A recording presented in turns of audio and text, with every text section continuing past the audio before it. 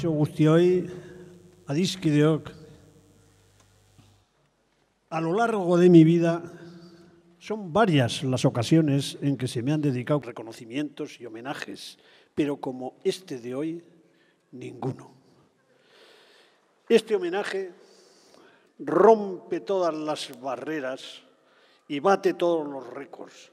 Y esto es gracias a todos vosotros, a los que estáis aquí llenando las gradas de este frontón Burunda, a todos los que estáis compartiendo escenario conmigo, a todos los organizadores, patrocinadores y colaboradores, y a toda esa gente que no ha podido venir hoy o no ha podido entrar en el frontón a pesar de su deseo.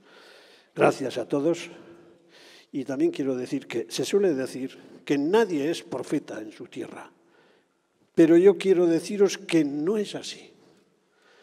Enrique Celaya es profeta en su tierra.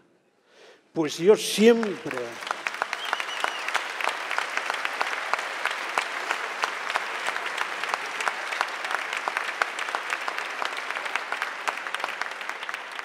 Yo siempre me he sentido querido, admirado, reconocido y valorado por mucha gente.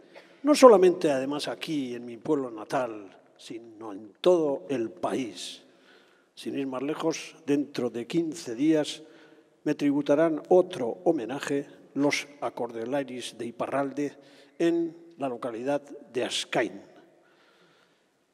Es por todo esto lo que, durante los años que me queden de vida, seguiré luchando para conservar los valores musicales e identitarios que nos caracterizan como vascos, que es lo que en realidad siempre he perseguido. Gracias, pues, a todos de todo corazón. Eskerrik asko denori, bihotz bihotzez eta gora Altsasu, gora Burunda, gora Sakana, gora Nafarroa eta gora Euskal Herria!